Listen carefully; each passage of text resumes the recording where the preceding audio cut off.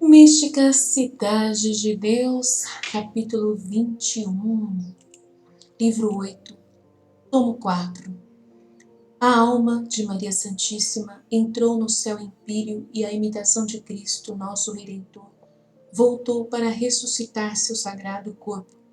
Nele subiu outra vez à direita do mesmo Senhor, a grande momento da Assunção de Nossa Senhora ao terceiro dia de sua morte.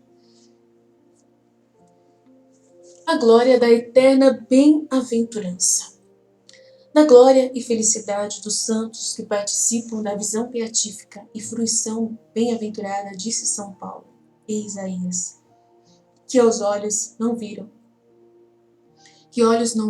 ouvidos não ouviram, nem pôde passar pelo coração humano o que Deus tem preparado para os que o amam e nele esperam. Conforme a esta verdade católica, não é maravilha o que se conta de Santo Agostinho. Apesar de ser tão esplêndido luzeiro da igreja, estando para escrever um tratado sobre a glória dos bem-aventurados, apareceu-lhe um grande amigo, seu grande amigo São Jerônimo, que acabava de morrer e entrar no gozo do Senhor, e convenceu Agostinho de que não conseguiria fazer o que desejava, porque a palavra humana, quer oral, quer escrita, jamais poderia manifestar a mínima parte dos bens que gozam santos na visão beatífica. Foi o que disse São Jerônimo. Se na Sagrada Escritura não tivéssemos outro testemunho mais de que aquela glória será eterna, só por esta condição ultrapassa nosso entendimento incapaz de abraçar a eternidade. Seu objeto é infinito e sem medida, inesgotável e incompreensível, por mais que seja conhecido e amado. Permanecendo infinito e onipotente, Deus criou todas as coisas sem que todas elas e outros infinitos mundos, caso os criasse, esgotassem seu poder, porque sempre permanece infinito e imutável. Assim também, se um número infinito de santos o vissem e gozassem, ainda ficaria infinito por conhecer e amar. Na criação e na glória, todos nele participam limitadamente, segundo a capacidade de cada um. Ele, porém, em si mesmo não tem fim. A glória de Maria ultrapassa a dos santos. Sendo assim tão inefável a glória de qualquer dos santos, ainda que sejam menor, que diremos da glória de Maria Santíssima? Entre os santos é a Santíssima, e só ela tem mais semelhança com seu Filho do que todos os santos juntos. Sua graça e glória excede a todos, como a imperatriz e seus vassalos. Esta verdade se pode e deve crer, mas na vida mortal é impossível entendê-la ou explicar a mínima parte dela. A desproporção e curteza de nossos termos e raciocínios mais podem obscurecê-la do que demonstrá-la. Esforcemo-nos agora não por compreendê-la, mas sim por merecer contemplá-la na glória, onde, na medida de nossos méritos, alcançaremos este gozo que esperamos. Cristo apresenta a alma de Maria no céu. Entrou no céu empíreo nosso Redentor Jesus, conduzindo à sua direita a alma puríssima de sua mãe. Só ela, entre todos os mortais, não teve matéria para o juízo particular. Nem se lhe pediu contas. Assim lhe foi concedido quando a fizeram isenta da culpa comum, eleita rainha, dispensada das leis a que estão sujeitos os filhos de Adão.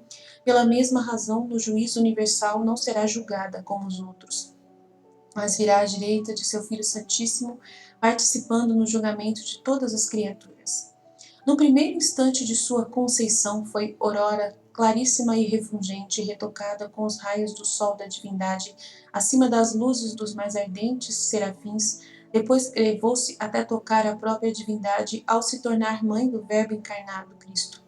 Era, portanto, consequente que por toda a eternidade fosse sua companheira com a maior semelhança possível entre filho e mãe. Ele, Deus e homem, e ela, pura criatura.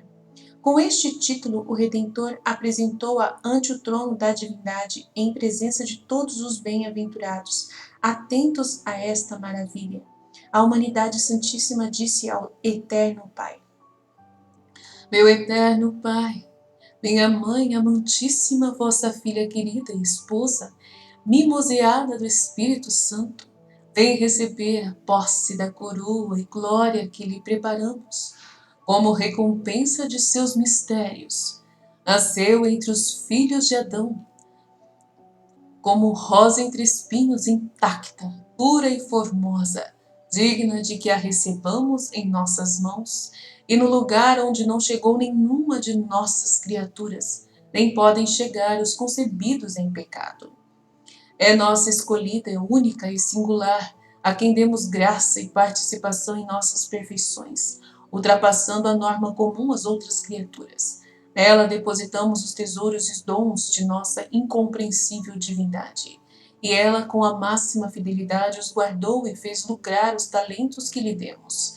Nunca se afastou de nossa vontade, achou graça e complacência aos nossos olhos.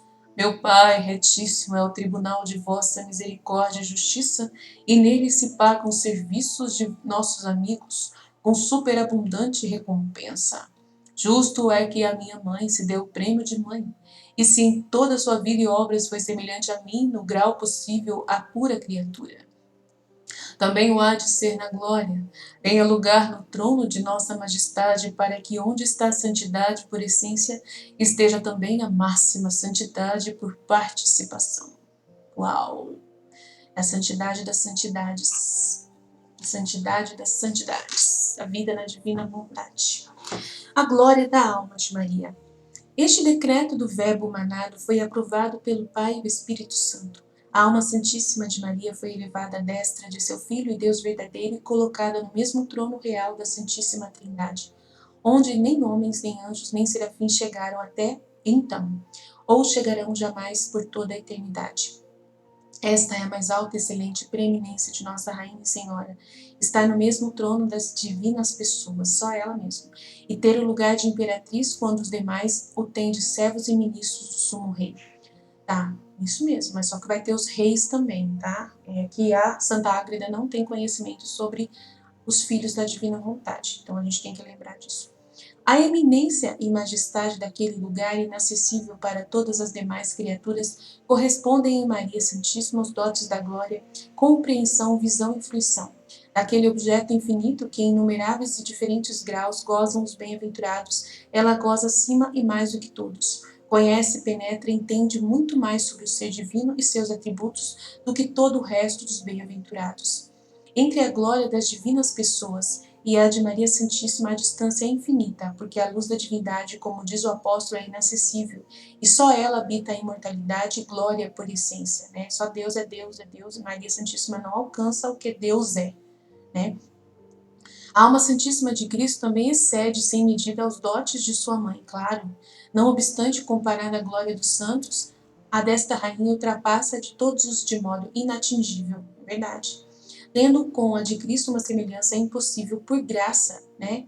Que é impossível de explicar e entender nesta vida, porque ela não tem conhecimento sobre a divina vontade. Tá? Depois que a gente tem o livro do céu, a gente começa a compreender, tá? Complacência divina por Maria. Tampouco se pode reduzir a palavras o gozo que os bem-aventurados receberam neste dia, cantando novos louvores ao Onipotente e à glória de sua filha, mãe e esposa, em quem eram glorificadas as suas obras. Ainda que Deus não pôde receber nova glória interior, porque a teve e tem completa, imutável e infinita desde sua eternidade, neste dia foram maiores as demonstrações exteriores de seu agrado e complacência no cumprimento de seus eternos decretos. A divina vontade aconteceu em Maria, né? Se concluiu em Maria plenamente. A maior festa da divina vontade foi esse momento. Do trono real, como da pessoa do Pai, saiu uma voz a dizer: na glória de nossa dileta e amantíssima filha, da divina vontade, cumpriram-se nossos desejos e santa vontade completo. Ela é a glória completa, né, para a Santíssima Trindade, né, da criação. Com plenitude de nossa complacência, a todas as criaturas demos o ser que elas têm, criando-as do nada para serem participantes de nossos bens e tesouros infinitos, conforme a inclinação de nossa bondade imensa. Este benefício foi frustrado por aqueles que criamos com capacidade para nossa graça e glória. Só a nossa querida filha Maria Santíssima até então não teve parte nessa desobediência e prevaricação dos outros e mereceu o que os indignos filhos da perdição desprezaram. Nosso coração não foi decepcionado por ela em nenhum momento, verdade. Ela viveu sem vontade humana. A ela pertencem os prêmios que, por nossa vontade condicional, tínhamos preparado para os anjos desobedientes e para os homens que os imitaram. Se todos tivessem cooperado com nossa graça e chamado. Ela compensou esse desacato com sua obediência e submissão, agradou-nos plenamente em todos os seus atos e mereceu lugar no trono de nossa majestade. Conveniências da ressurreição e assunção de Maria. O terceiro dia em que a alma de Maria Santíssima gozava desta glória para nunca mais deixá-la, o Senhor manifestou aos santos sua divina vontade de que ela voltasse ao mundo e ressuscitasse o seu sagrado corpo. Em corpo e alma seria elevada outra vez à destra de seu Filho Santíssimo sem esperar a ressurreição geral dos mortos. A conveniência deste favor, sua relação com os demais privilégios que a Rainha do Céu recebeu e com sua sobreexcelência dignidade, não podia ser ignorada pelos santos. Até aos mortais se faz tão crível, que teríamos por ímpio e estulto ao que pretendesse negá-la. Lembrando-nos ainda que a Igreja aprovou esta crença. Conheceram-na os bem-aventurados com maior clareza e também o tempo e hora em que se realizaria, quando em Deus foi-lhes manifestado seu eterno decreto. Na hora marcada, Cristo nosso Senhor desceu do céu, levando à sua direita a alma de sua bem-aventurada mãe, com muitas legiões de anjos e os antigos pais e profetas. Chegaram ao sepulcro no vale de Josafá, e estando todos diante do virginal corpo, o Senhor falou aos santos. Minha mãe foi concebida sem mancha de pecado, para que de sua virginal substância puríssima e sem mácula me vestisse da humanidade na qual vim ao mundo, para o redimir do pecado. Minha carne é sua carne. Ela cooperou comigo nas obras da redenção. Devo ressuscitá-la como eu ressuscitei dos mortos, e seja no mesmo tempo e hora, porque em tudo quero fazê-la semelhante a mim. Os antigos santos da natureza humana agradeceram então este favor com novos cânticos de louvor e glória do Senhor. Os que principalmente se distinguiram neste agradecimento foram nossos primeiros pais Adão e Eva, Santa Ana, São Joaquim, São José, que tinham particular títulos e motivos para exaltar ao Senhor naquela maravilha de sua onipotência. Ao império de Cristo, a alma puríssima da rainha entrou no virginal corpo, informou-o e ressuscitou-o.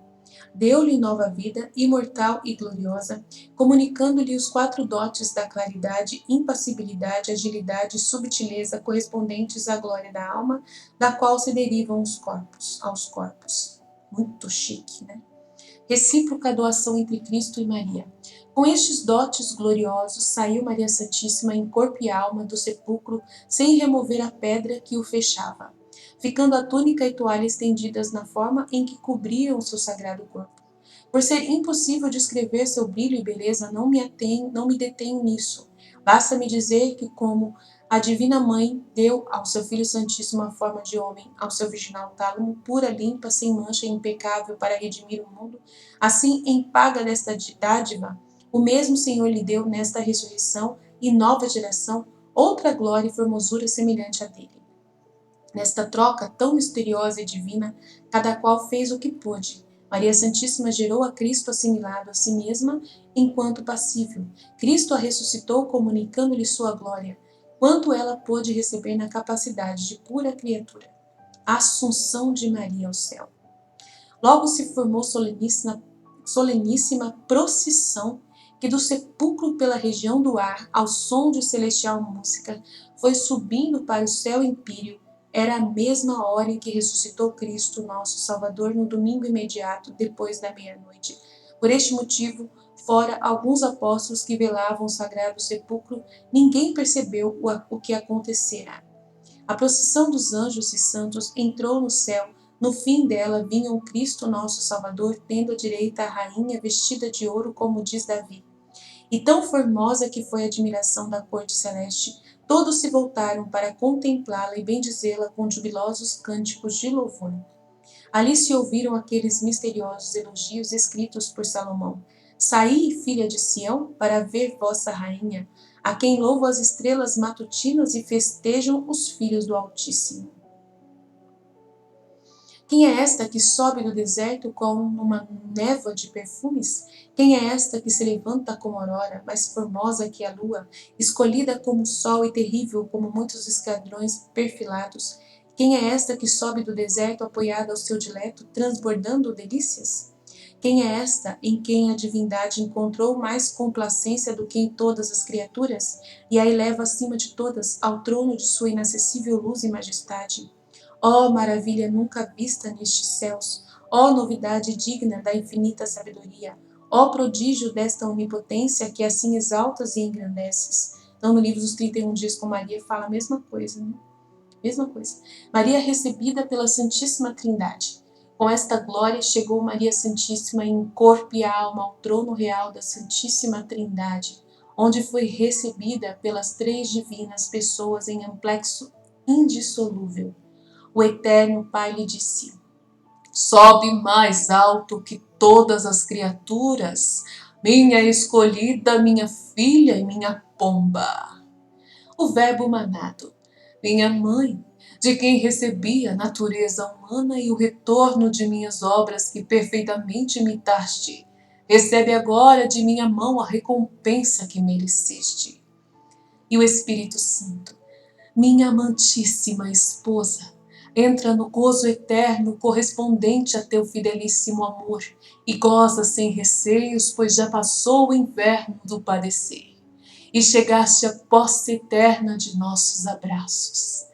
Ali ficou Maria Santíssima absorta entre as divinas pessoas, mergulhada naquele pélago interminável e abissal da divindade, enquanto os santos enchiam-se de admiração e um novo gozo acidental. No capítulo seguinte direi o que puder de outras maravilhas que sucederam nesta obra do Onipotente. Doutrina que me deu a Rainha dos Anjos, Maria Santíssima. Ai, eu tô tão emocionada que, meu Deus do céu. Me ajuda, mãe, a terminar. Esquecimento da eternidade.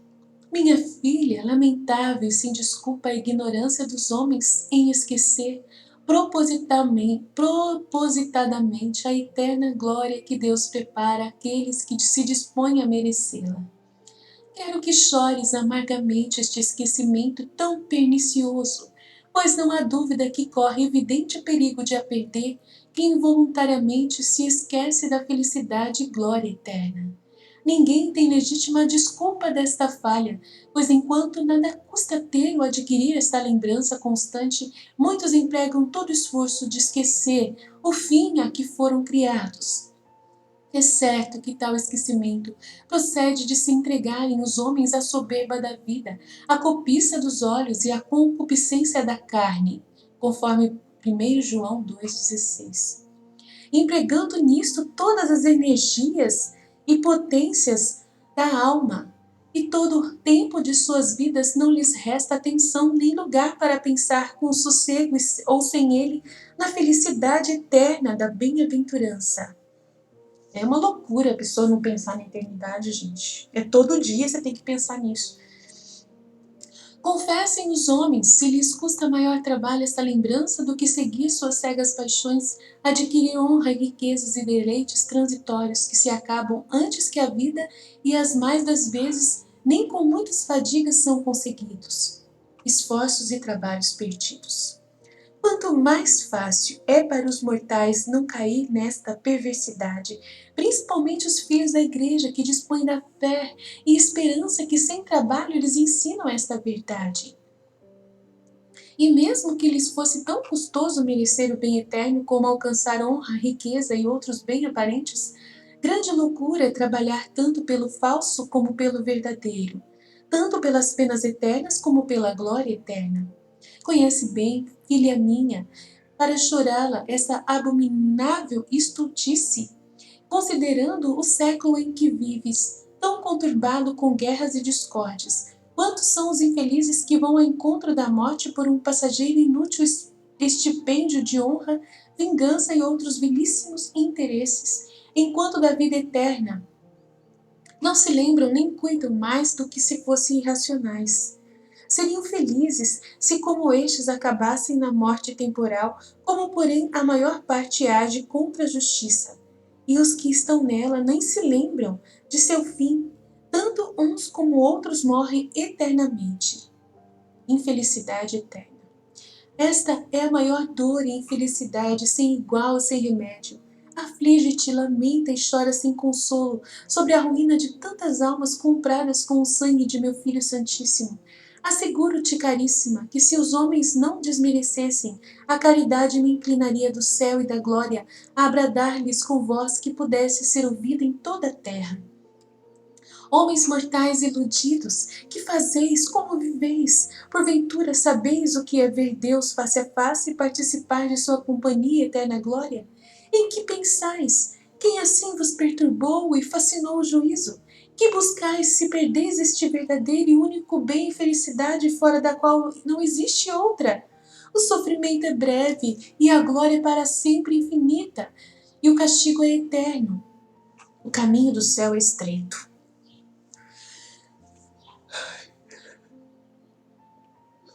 Com este sentimento que desejo despertar em vocês, procurem trabalhar com solicitude para não incorrer nesse perigo. Tenham o vivo exemplo de minha vida que foi um contínuo padecer, tal como conheceste. Quando, porém, cheguei a receber a recompensa, tudo me pareceu nada, e o esqueci, como se não tivesse acontecido. Tá vendo, gente? A vida da gente aqui é muito rápida, muito rápida. Sofre tudo que tiver que sofrer aqui, meu irmão, minha irmã. Sofre tudo, sofre. Resolve-te, minha amiga, a seguir-me no sofrimento, ainda que ele seja maior que o de todos os mortais. Considera-o levíssimo. E nada te pareça difícil, pesado ou amargo, ainda que seja padecer ferro e fogo. Estende as mãos às coisas árduas, guarnece teus domésticos, os sentidos com vestes duplas para trabalhar e sofrer com todas as suas potências. Além disto, quero que não te atinja outro erro comum entre os homens, quando dizem é preciso garantir apenas a salvação, pois estando na glória, não importa seja ela pouca ou muita. Tá vendo? Ela não quer nem isso, ela quer que a gente queira a maior glória possível. Tá vendo? Esta ignorância, minha filha, não garante, mas arrisca a salvação porque procede de grande imbecilidade, estutice e pouco amor a Deus. Quem pretende assim negociar com ele desobriga-o e será deixado no perigo de vir a perder tudo. Tá vendo? Ela tá dizendo que a pessoa que, eu só vou cuidar do básico, sabe? Só vou cuidar do básico para mim ser salvo. Tipo assim, né? No bem, a fraqueza humana sempre faz menos do que deseja. Se o desejo não for grande, faz muito pouco. E se deseja pouco, arrisca-se a nada fazer e a perder tudo. Ambicionar a grande recompensa. Então, querer ser filho da divina vontade. Isso que ela quer que a gente faça. Quem se contenta com o medíocre ou o mínimo na virtude, sempre deixa lugar na vontade e nas inclinações, para admitir deliberadamente outros afetos terrenos e amor ao transitório da terra, né, materiais, coisas materiais.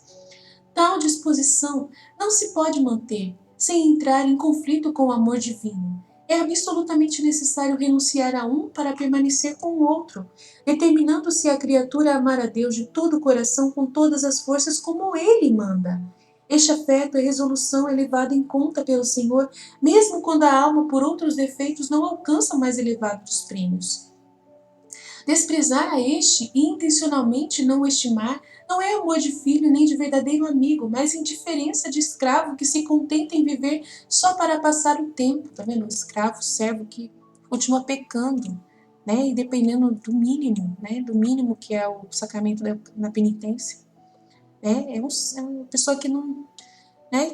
Tá bom, pecar, não tem problema. De vez em quando peco, eu vou confessar. E aí fica enrolando, uma hora acaba não tendo a oportunidade de confessar e de realmente se arrepender de verdade. Porque corre o risco da pessoa confessar, mas não ter o verdadeiro arrependimento, porque vive nessa indiferença com Deus, né? Tanto faz, tanto fez, se eu for pro céu, não, tipo assim, eu vou pro céu porque ele é bonzinho, ele é muito bonzinho. Vai nessa. Aí acaba você se perdendo por causa disso. Se os santos pudessem voltar à terra para merecer mais algum grau de glória, padecendo mais tormentos no mundo até o juízo final, sem dúvida eles voltariam. Olha só que revelação. Falou que se as pessoas lá no céu pudessem voltar, eles voltavam. Gente, olha, podia acontecer isso, né? Pra gente ver o quanto que a gente é burro. Eles têm verdadeiro conhecimento de quanto vale aquela recompensa e amam a Deus com caridade perfeita. Não convém que isso seja concedido aos santos, foi porém concedido a mim, como deixas escrito nesta história. Mas a gente não viu assim, né, mãe? A senhora não mostrou para nós, para o mundo inteiro, né? Então, tem muita gente que nem sabe, nem conhece sua história. Com meu exemplo, fica confirmada esta verdade e reprovada a incipiência dos que, por não parecer nem abraçar a cruz de Cristo, querem reduzir a recompensa. Isto contradiz a propensão da infinita bondade do Altíssimo, desejosa que as almas adquiram méritos, para serem copiosamente premiadas na felicidade da glória. Fide.